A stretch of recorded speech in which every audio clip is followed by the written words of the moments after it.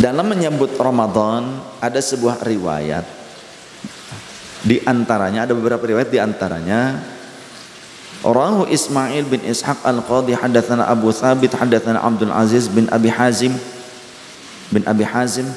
an Katsir bin Zaid anil Walid bin Rabah an Abi Hurairah radhiyallahu anhu anna Rasulullah sallallahu alaihi wa alihi wasallam, sesungguhnya baginda Rasulullah sallallahu alaihi wasallam itu waqa al-minbar, beliau naik ke mimbar.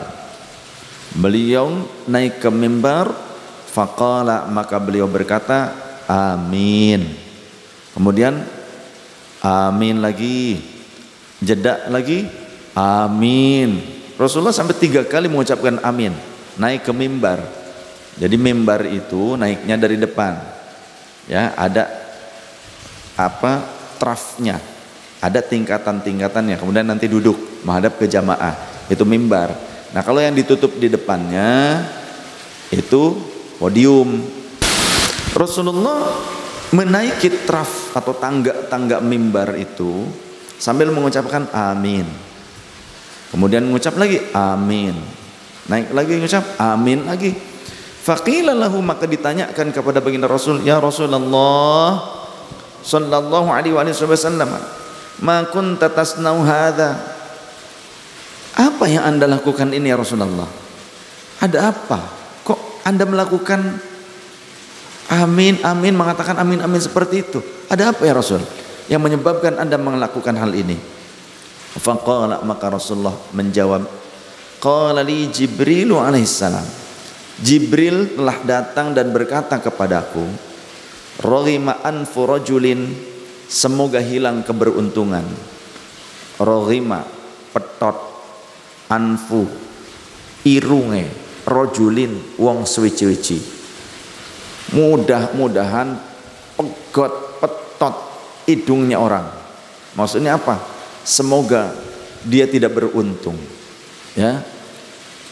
Semoga tidak beruntung atau hilang keberuntungan dari seseorang dakhala alaihi ramadhana, yang ia memasuki bulan Ramadan, walam yughfar lahu, tapi belum menjadi hamba yang terampuni dosa-dosanya karena terus bergelimang dosa, tidak bertaubat sebelum datangnya Ramadan.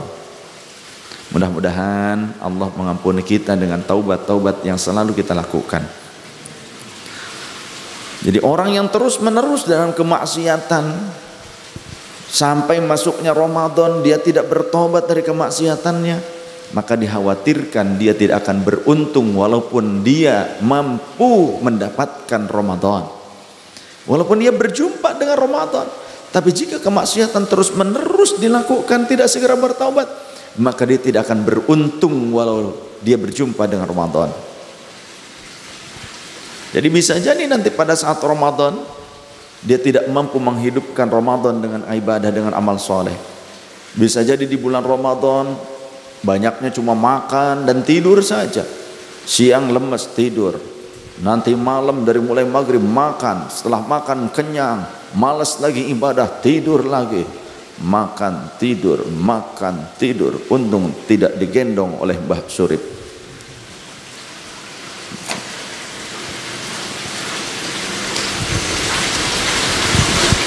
Fakultu amin, maka aku mengucapkan amin.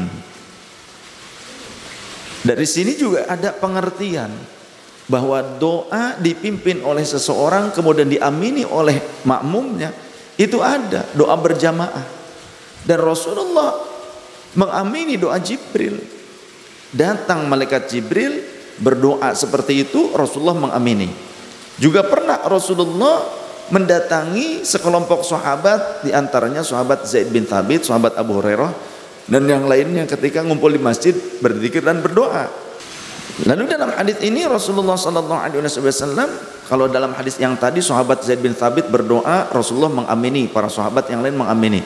Kemudian gantian sahabat Abu Hurairah berdoa, Rasul dan sahabat yang lain mengamini. Ya, hadisnya hasan sahih. Sedangkan dalam hadis ini malak Jibril datang kepada Rasulullah berdoa, kemudian Rasul mengamini. semoga hilang keberkahan atau tidak beruntung bagi seseorang yang memasuki Ramadan tapi dia belum bertaubat, dia belum mendapatkan ampunan Allah karena masih terus melakukan kemaksiatan.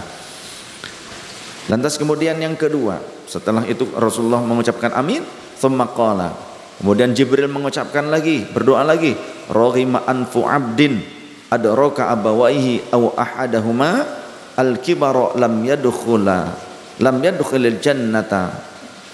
Semoga Allah menghilangkan keberuntungan, mencabut keberkahan, keberuntungan dari seorang hamba yang ia masih menemui hidup kedua orang tuanya.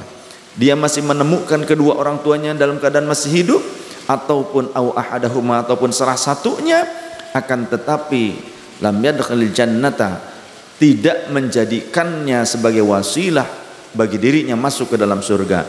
Artinya bagi seorang anak yang masih punya orang tua, entah dua-duanya atau salah satunya, akan tetapi dia tidak melakukan birrul walidain, tidak berbakti, tidak menjaga perasaan orang tua, tidak hormat kepada orang tua, tidak menyayangi orang tuanya, tidak menolong orang tuanya, maka itu menjadi alasan ia tidak akan meraih surganya Allah. Apalagi menyakiti orang tua, maka ini menjadi alasan baginya tidak akan mendapatkan surganya Allah.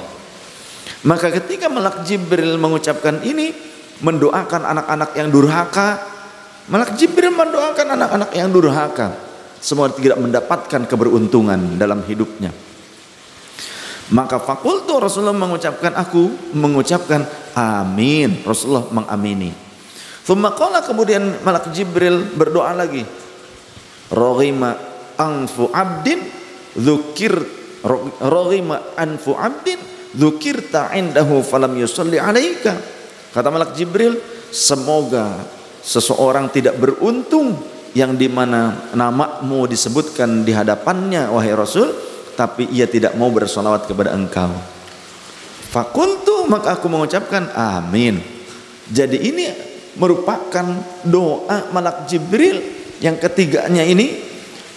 Yang terakhir, Malak Jibril berdoa semoga Allah mencabut keberkahan, membuat tidak beruntung bagi seseorang yang ketika disebutkan asma Rasul di dekatnya, tapi dia tidak mau bersolawat, tidak bergeming, diam saja, tidak peduli, tapi minta syafaat. Kan aneh, disebutkan asma Rasulullah sallallahu alaihi wasallam, diam saja, tidak bergeming, tapi ingin syafaat. Laka syafa'i isfa'lana, palsu ya, wadul, pengakuan yang bohong itu namanya.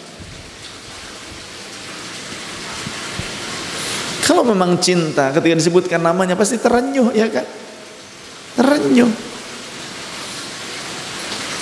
Hadis ini hadis yang sahih derajatnya.